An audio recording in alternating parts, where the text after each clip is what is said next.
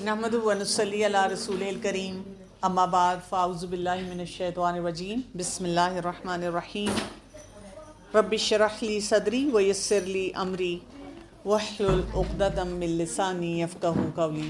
अल्हम्दुलिल्लाह, खुशी का मौका, शादी की तैयारी।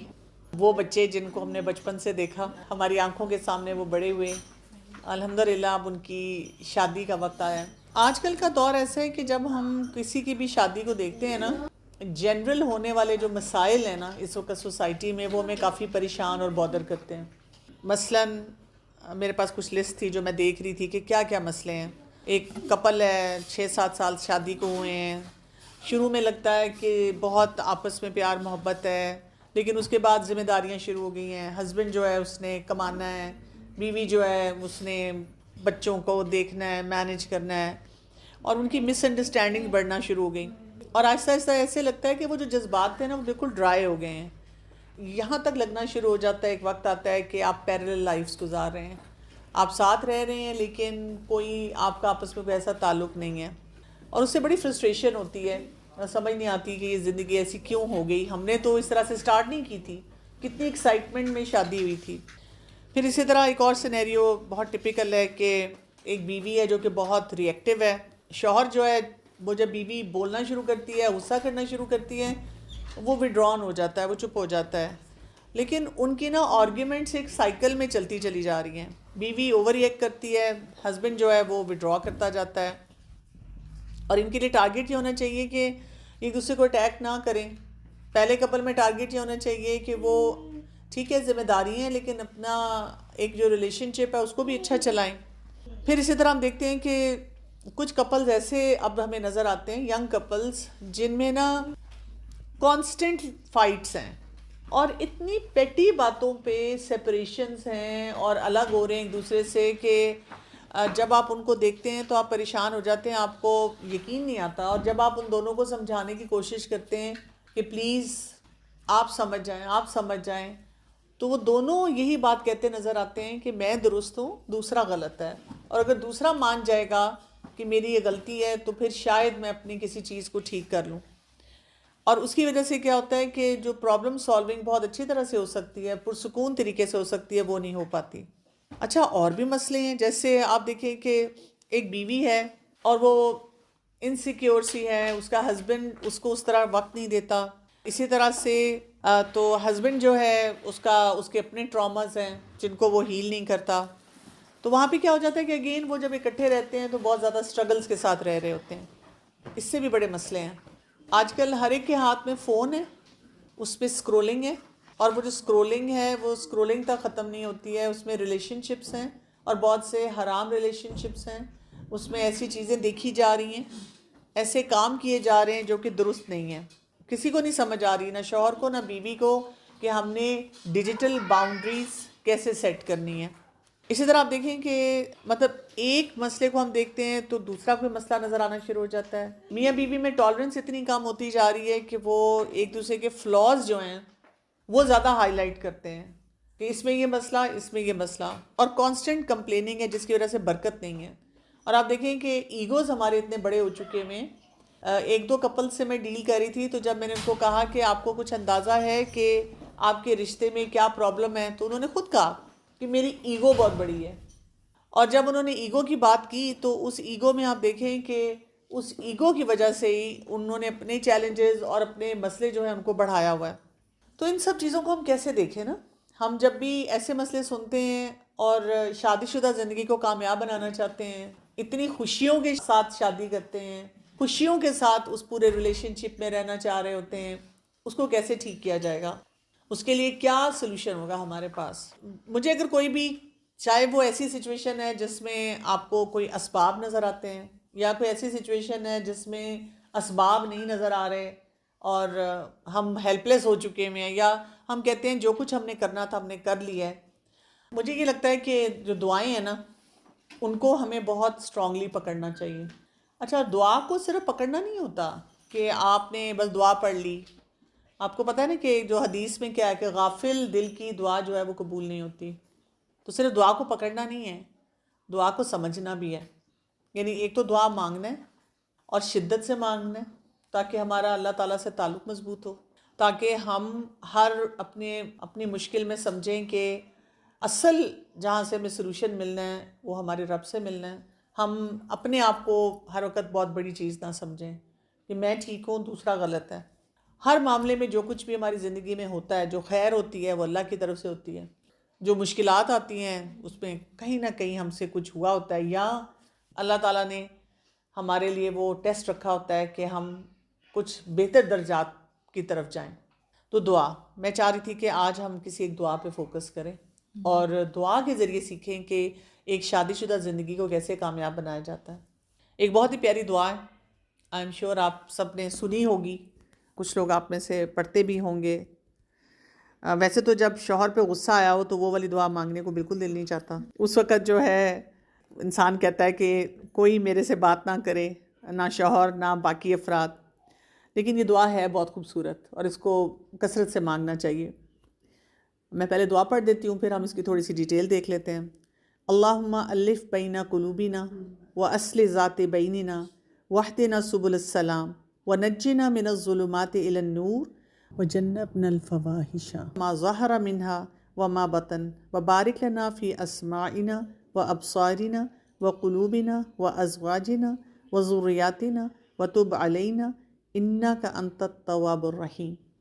اس کا ترجمہ بھی دیکھ لیتے ہیں، جس میں رسول اللہ صلی اللہ علیہ وسلم نے فرمایا، یہ مسنون دعا ہے کہ اے اللہ ہمارے دلوں میں الفت ڈال دے اور ہماری باہمی اصلاح فرما دے، ہمیں سلامتی کے راستے دکھا اور ہمیں اندھیروں سے روشنی کی طرف نجات عطا کر، ہمیں ظاہری اور چھپے ہوئے گناہوں سے بچا، ہمارے لیے ہماری سماعتوں، بصارتوں، دلوں، بیویوں یعنی زوج اور اولاد میں برکت دے.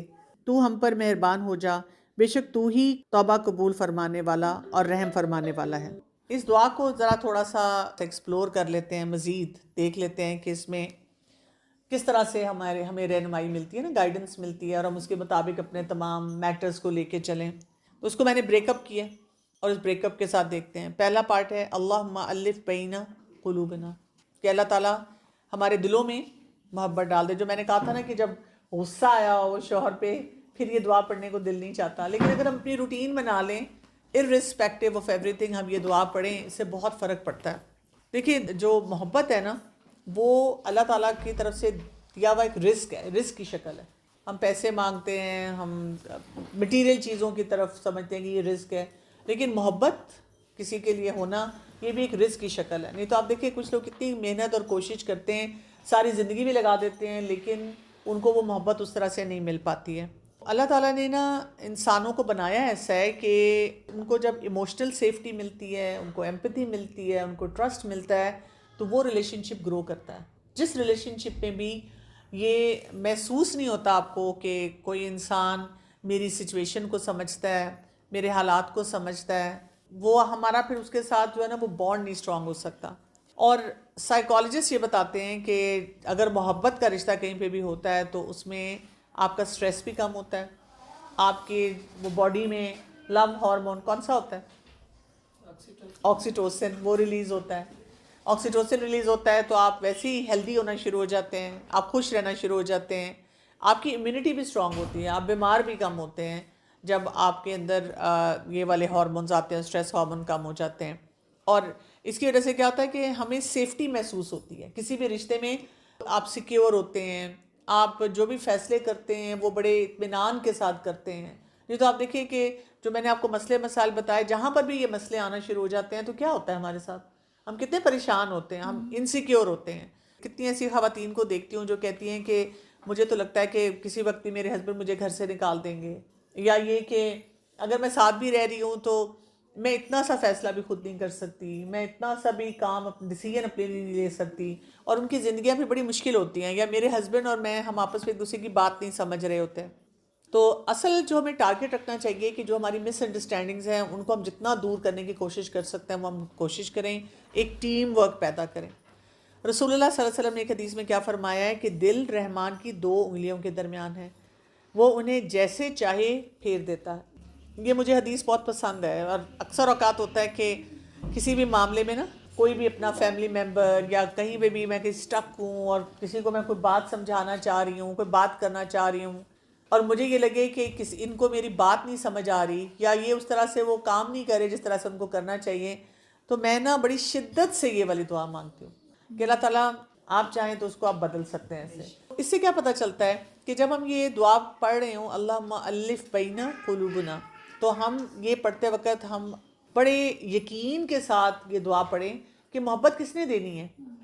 اللہ تعالیٰ نے۔ یہ رزق کی شکل ہے، کس نے پیدا کرنی ہے؟ اللہ نے پیدا کرنی ہے۔ آپ دیکھیں کئی دفعہ ہم کہتے ہیں کہ میں نے ہر چیز ٹرائی کر کے دیکھ لی ہے، شوہر بیوی کے درمیان اگر کوئی رشتہ ہوتا ہے بس وہ کلک نہیں آ رہا۔ آج کل کے بچے تو ویسے ہی کلک پہ پہنچ جاتے ہیں، کلک ہے تو ہم نے اس رشتے میں رہنا ہے، اور اگر سڈنلی میرا کلک ختم ہو گیا تو then I don't want to be in that relation شپ۔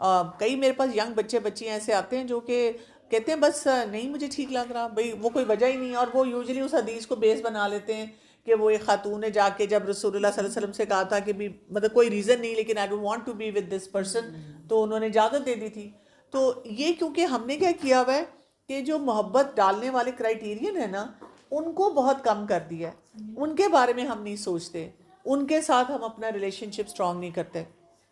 امام ابن القیم رحمۃ اللہ علیہ کا ایک قول ہے کہ دلوں کی الفت اللہ کے سوا کوئی پیدا نہیں کر سکتا۔ محبت مالک کی طرف سے دل کی عطا ہوتی ہے، اور محنت صرف دلوں کو نرم کرنے کے لیے ہوتی ہے۔ ٹھیک ہے، جو ہم اسباب اختیار کرتے ہیں وہ صرف سمجھیں کہ اس میدان کو تھوڑا فرٹائل بنا دیتی ہے، لیکن اصل محبت کس نے ڈالنی ہے؟ اللہ نے ڈالنی ہے۔ اسی لیے جیسے اس وقت ہم عبداللہ کی شادی کے لیے جمع ہوئے ہیں، ہمیں بار بار یہ دعا کرنی ہے نا کہ اللہ تعالیٰ جو ہے اس کی اور اس کی جو زوجہ ہیں ان کے درمیان بہت محبت ڈالے، یعنی ان کو دیکھ دیکھ کے ہم ان کے لیے دعا کریں۔ اسی طرح جتنے بھی کپلز ہیں ان کے لیے ہم دعا کرتے رہیں کہ ان کی آپس میں محبت ہو اور وہ ایک دوسرے کے ساتھ بہت اچھے طریقے سے رہیں۔ پھر اس کے بعد سیکنڈ سٹیپ اس کا آ جاتا ہے وہ اصلح ذات بیننا، آپس کے معاملات کی اصلاح کرتے ہیں۔ ہمارا جو دین ہے نا وہ ہمیں اصلاح کا طریقہ کیا بتاتا ہے؟ اصلاح کہاں سے شروع ہوتی ہے؟ اپنے آپ سے۔ ہماری پرابلم کیا ہے؟ ہم اصلاح کہاں سے کرنا چاہتے ہیں؟ دوسرے سے۔ ہم کہتے ہیں میں تو بالکل ٹھیک ہوں۔ ہم ہمیشہ جب اپنی بات بتاتے ہیں تو کینچی چلا کے بتاتے ہیں، ایڈٹ کر کے نا، یعنی اگر میں نے 15 جملے بولے تھے ہم صرف ایک جملہ بتاتے ہیں، اور پھر ہم کہتے ہیں میں تو صرف اتنا کہا تھا۔ اس کے ساتھ کی باڈی لینگویج، اس کے ساتھ کا جو ٹونٹ ٹون وہ سب بھول جاتے ہیں، اس سے پہلے کے اور بعد کے جو معاملات ہیں وہ بھول جاتے ہیں۔ اور دوسری بات یہ کہ جب ہم نے اصلاح کرنی ہوتی ہے تو سب سے پہلے ہمیں اپنے آپ کو سیٹل کرنا ہوتا ہے۔ جب ہم اندر سے اپنی اصلاح کر دیتے ہیں تو کیا ہوتا ہے، باہر کی اصلاح جو ہے نا اتنا مشکل کام نہیں رہتا۔ آج کل اگر آپ دیکھیں جو ایکسپرٹس ہیں وہ کیا کہتے ہیں کہ اپنے تھاٹ پروسیس پہ پہلے کام کریں۔ یہ CBT آپ نے نام سنا ہوگا، اور لوگ اکثر پوچھ رہے ہوتے ہیں کسی سے کہ چلیے کوئی CBT ایکسپرٹ بتائیں جو کوگنیٹو بیہیویئر تھیراپی کرے۔ وہ کیا کر رہے ہیں، وہ آپ کو اندر کا جو الجھاؤ ہے اس کو سیدھا کرنے کا طریقہ بتاتے ہیں کہ آپ اپنی سوچوں کو سیدھا کریں، آپ کے جو جذبات ہیں آپ ان کو ٹھیک کریں، اور جیسے ہی آپ اپنی سوچوں کو جذبات کو ٹھیک کرتے ہیں ایکشن پلان آپ کے لیے اتنا آسان ہو جاتا ہے کہ باہر کے کانفلکٹس کو آپ آسانی سے مینیج کر لیتے ہیں۔ سو بیسیکلی جب ہم نے اصلاح کرنی ہوتی ہے اپنے معاملات میں تو ہمیں سیلف اویئرنیس چاہیے ہوتی ہے۔ جتنا آپ اپنے آپ کو جانتے ہیں اتنا آپ امپلسو فیصلے نہیں کریں گے۔ آپ کو پتہ ہے مجھے غصہ آتا ہے، آپ کو پتہ ہے مجھے یہ بات بری لگتی ہے، تو آپ کیا کریں گے، پہلے سے اپنے آپ کو کنٹرول میں رکھیں گے کہ میں نے یہاں پہ یہ نہیں بولنا، یہ نہیں کرنا۔ یعنی اس وقت ہماری سوسائٹی اس نہج پہ پہنچ چکی ہے۔ پہلے کیا ہوتا تھا، ڈراموں میں اس طرح دکھایا جاتا تھا کہ جی مرد نے ایک عورت کو تھپڑ مار دیا، ظاہر ہے تمام خواتین وہ ڈرامہ دیکھ کے بہت غمزدہ رہتی تھیں اور وہ کہتی تھیں کہ کتنا غلط ہو رہا ہے اور عورت کو اس طرح سے ابیوز کیا جاتا ہے، جو ہم ڈراموں میں دیکھ رہے ہیں ریئل لائف میں بھی نظر آ رہا ہے۔ لیکن اب دکھایا جاتا ہے کہ مرد نے تھپڑ مارا تو کھینچ کے عورت نے بھی تھپڑ مارا جواب میں، اس پہ بہت شاباشیں دی جا رہی ہوتی ہیں، اور سوشل میڈیا پہ میں پڑھتی ہوں کہ جی بہت اچھا دکھا رہے ہیں، عورتوں کو بھی سمجھ آ گئی ہے کہ ہم نے یہ کام کیسے کرنا ہے۔ لیکن اس سے تعلقات کی کوئی اچھائی یا وہ کوئی بہتری تو نہیں آ رہی ہے۔ اس میں کیا ہو رہا ہے، بیسیکلی وہ جو ایگو ہے اور جو انسان کی انا ہے ہم اس کو پروان چڑھا رہے ہیں نا، دونوں اپنی اپنی جگہ پہ ہیڈ سٹرانگ ہوتے چلے جا رہے ہیں اور ان کی نیگیٹو سیلف ٹاک اتنی زیادہ ہو رہی ہے۔ تو ہمیں چاہیے کہ جو باہمی معاملات ہیں ہمارے اس میں اصلاح ہو۔ حدیث میں آتا ہے کہ رسول اللہ صلی اللہ علیہ وسلم نے ایک دفعہ پوچھا، کچھ لوگ بیٹھے تھے ان کے سامنے، کہ کیا میں تمہیں ایسے عمل کی خبر نہ دوں جو روزہ، نماز اور صدقے سے بھی افضل ہے؟ اور جب لوگوں نے پوچھا تو آپ نے فرمایا 2 لوگوں کے درمیان اصلاح کرانا، اس میں ہم سب کا رول آ جاتا ہے نا. ایک تو یہ کہ وہ لڑکا لڑکی جس طرح سے بھی اپنے معاملات کو لے کے چل رہے ہوتے ہیں, لیکن ہم اس میں بیچ میں کیا رول پلے کر رہے ہوتے ہیں. سب سے پہلے تو امیجیٹ فیملی کا رول ہوتا ہے, اور امیجیٹ فیملی کو کیا کچھ کرنا چاہیے, کتنا دل بڑا کرنا چاہیے. یعنی ہمارا فوکس یہ ہوتا ہے کہ لڑکی کو کچن میں لگا دیا جائے یا لڑکے کو قابو کر لیا جائے. ہمارا فوکس یہ نہیں ہوتا کہ لڑکا لڑکی کا ریلیشن شپ جو ہے نا اس کو اسٹرانگ ہونے دیا جائے. جتنا وہ ریلیشن شپ اسٹرانگ ہوگا, گول روٹیاں بھی بن جائیں گی, لڑکیاں گھر بھی سنبھال لیں گی, اور اگر دونوں مل کر کوئی کام کرتے ہیں تو وہ بھی ہو جائے گا. نہیں تو آپ دیکھیں جیسے ہی ہم تھوڑا سا کریٹیکل طریقے سے لڑکے کو یا لڑکی کو دیکھنا شروع کر دیتے ہیں تو وہیں سے خرابیاں شروع ہو جاتی ہیں, وہاں سے پھر وہ ریلیشن شپ نہیں بنتا. میں یہ سمجھتی ہوں کہ جو ساس ہوتی ہے نا, چاہے وہ لڑکے کی ہیں یا لڑکی کی ہیں, ان دونوں کا رول یہ ہونا چاہیے, ان دونوں کا آپس میں معاہدہ ہونا چاہیے, کانٹریکٹ ہونا چاہیے کہ ہم دونوں نے مل کر ان بچوں کی آپس میں ریلیشن شپس کو اسٹرانگ کرنا ہے. جتنا ہم ریلیشن شپ کو ان کے اسٹرانگ کریں گے, باقی سارے معاملات خود بخود ٹھیک ہونا شروع ہو جائیں گے. پھر اس میں باقی معاشرے کا رول آ جاتا ہے, جو ہم جا کر ساس کو پوچھنا شروع کرتے ہیں کہ بہو اٹھی ہے اور کیا کیا ذمہ داریاں اس نے سنبھالی ہیں. یہ ہمارا فوکس ہے. ہم میں سے کوئی یہ نہیں پوچھتا کہ آپس کا ریلیشن شپ اچھا ہے, بلکہ اگر یہ پتہ چلے آپس کا ریلیشن شپ اچھا ہے تو ہم بڑے سیڈ ہو جاتے ہیں کہ یہ تو پہلی قسط میں ڈرامہ ختم ہو گیا. ہم نے تو کم از کم اس کی 50 قسطیں دیکھنی تھی, روز جانا تھا, چائے پینی تھی, اپنی بہن کا دکھ سننا تھا, کوئی ریلز شیلز چلانی تھی, وہ جو ہے نا ساری باتیں جو ہیں وہ مسالے دار اس میں لگانی تھی, مشورے دینے تھے, اور پھر گھر میں آ کے یہ سکون ٹھنڈک پڑنی تھی کہ اگر میرے گھر میں کوئی مسئلے ہیں تو شکر ہے یہ بھی سکون سے نہیں بیٹھے ہوئے, ان کے گھر میں بھی کوئی پرابلمس چل رہے ہیں. امام راضی کا ایک قول ہے, وہ کہتے ہیں کہ اصلاح باہمی کی اصل یہی ہے کہ انسان اپنے نفس کا محاسبہ کرے, کیونکہ فساد کی بنیاد خود انسان کے اندر ہوتی ہے. تو ہم اگر فیصلہ کر لیتے ہیں کہ میں نے اس رشتے کو چلانا ہے, یعنی جس کو ہماری آج کل کی بچیاں نہیں سمجھتی نا, وہ کیا کہتی ہیں کہ اف اماں پتہ نہیں آپ نے کیسے کمپرومائز کیا, I am not ready for that, میں تو کبھی بھی کمپرومائز نہیں کروں گی. تو کمپرومائز کیا ہے, آپ کو وہ پورا طریقہ آتا ہے کہ آپ نے گیو اینڈ ٹیک کے ساتھ اس ریلیشن شپ کو چلانا ہے. کوئی بھی ریلیشن شپ جو ہے وہ گیو اینڈ ٹیک کے بغیر نہیں چلتا, اور کبھی کبھی ایسے ہوتا ہے کہ ایک پارٹی کو زیادہ گیو کرنا پڑتا ہے اور دوسرا جو ہے وہ کم اس کے مقابلے میں کر رہا ہوتا ہے. لیکن اگر وہ انویسٹمنٹ ایسی ہو جاتی ہے کہ آپ کا ریلیشن شپ اچھا ہو تو اس میں کیا حرج ہے, لیکن ہم ان باتوں کو بھی نہیں سمجھتے. پھر تھرڈ سٹیپ آ جاتا ہے. تو یاد رکھنا ہے پہلا سٹیپ کیا ہے, محبت رزق کی شکل ہے, اللہ سے دعا کرنی ہے کہ اللہ تعالیٰ یہ دے سکتا ہے. انسان کوششیں کر سکتا ہے لیکن کسی کو اپنی محبت کی طرف نہیں لے کر آ سکتا. دوسرا کیا سٹیپ ہو گیا, اصلاح والے کام کرنے ہیں. یعنی ہم جتنا اصلاح والا پیکج بڑھاتے چلے جائیں گے چیزیں ٹھیک ہو جائیں گی. میرے پاس جب بھی کپلز آتے ہیں نا, ینگ کپلز, اور لڑے ہوئے ہوں اور کوئی کوچنگ کے لیے آئیں, تو پھر میں ان کو کہتی ہوتی ہوں کہ اچھا آپ ایسے کریں, جب وہ تھوڑا سا دھیما ہو جائیں تو اکثر میں ان کو کہتی ہوں کہ آج آپ دونوں جائیں اور جا کے آپ کافی شافی پئیں اور کچھ سنیکنگ کریں. آپ نے حلال بوائے فرینڈ اور گرل فرینڈ کا رول پلے کرنا ہے. بس یہ میری ان کو انسٹرکشن ہوتی ہے کہ آپ نے میاں بیوی بن کے کافی نہیں پینی. میاں بیوی بن کے کافی پئیں گے تو کیا کریں گے, تمہاری امی نے یہ کہا, تمہارے ابا ایسے ہیں, اور تم یہ نہیں کرتے اور تم یہ نہیں کرتی, پھر وہ لڑنا شروع کر دیں گے. لیکن جو بوائے فرینڈ گرل فرینڈ ہوتے ہیں وہ کیا کرتے ہیں, وہ تو صرف اپنی پیاری پیاری باتیں کرتے ہیں. میں تو سوچی تھی آپ سب کہیں گے ہمیں کیا پتا, ہم نے کون سا کوئی بوائے فرینڈ رکھا ہوا ہے. آپ ٹرائی کریں گے حلال بوائے فرینڈ بنانے کی. اللہ سے مانگے, اللہ تعالیٰ کے خزانوں میں کوئی کمی نہیں ہوتی ہے. اور آپس کے تعلقات کو بہتر بنانے کی طرف جانا ہے. جب ہم اسی چیز کو بیس بنا لیتے ہیں کہ my husband does not do this for me یا my spouse does not do this for me, تو پھر تو اس کی کوئی لمٹ نہیں رہتی کہ آپ کیا کریں. اور آپ نے اس کو انڈرسٹینڈ کرتے ہوئے دیکھنا ہے کہ میں اپنا رول کیسے پلے کر سکتی ہوں. یعنی میں اگر اپنی شادی کو بھی دیکھوں تو جہاں جہاں مجھے غصہ آتا ہے, دکھ ہوتا ہے, تکلیف ہوتی ہے, جب میں تھوڑا سا ٹھنڈے دل کے ساتھ سوچوں تو وہیں سے سارے بینیفٹس آ رہے ہیں. جہاں پہ وہ خیر والی چیزیں ہیں وہاں سے اتنے بینیفٹس نہیں آ رہے, وہاں پہ صرف جی مزہ آ رہا ہے نا. وہ تو مزے جو ہے نا, ان مزوں کی خاطر آپ دیکھیں کہ ہم اپنے لیے کتنی مشکلات بھی پیدا کرتے ہیں. تھرڈ سٹیپ پہ آ جاتے ہیں, واہدنا سبل السلام. اللہ تعالیٰ سے دعا کیا مانگتے ہیں کہ ہمیں ہدایت دے ایک اچھے راستے کی طرف, سیدھے راستے کی طرف, سلامتی کے راستے کی طرف. سلامتی کیا ہے, اگر ہم ریلیشن شپ میں جائیں, انر اینڈ آؤٹر پیس, اندر سے لے کر باہر تک کا پیس ہو اور ہمارے اندر سکون ہو. یہ تب ہوتا ہے جب آپ کا اندر کا جو ویلیو سسٹم ہے اور جو آپ کے ایکشنز ہوتے ہیں وہ آپس میں بالکل الائنڈ ہوتے ہیں. تو آپ جو سوچ رہے ہیں, آپ کا جو ویلیو سسٹم ہے, آپ اس کے مطابق ہیں. آپ کہتے ہیں کہ نہیں میں تو جھگڑا نہیں کرتی, میں تو غصہ نہیں کرتی, لیکن آپ کہتے ہیں کیونکہ اس نے یہ کہا تو اس لیے میں نے کیا, کیونکہ اس نے مجھے گالی دی تو میں نے جواب میں گالی دی.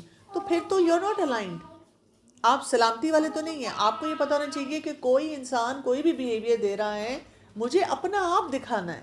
یہ بھی ایک آج کا بہت بڑا چیلنج بن چکا ہوا ہے, ٹٹ فار ٹیٹ. اور یہ کپلز میں بہت زیادہ, ینگ کپلز میں بہت زیادہ آنا شروع ہو گیا ہے. تو اکثر جب کوئی مجھے بتاتا ہے کہ جس بیکاز اس نے یہ کیا اس وجہ سے میں نے یہ کیا, تو میں ان سے پوچھتی ہوں کہ یہ تو کوئی ریزن نہیں ہے جسٹیفیکیشن کا.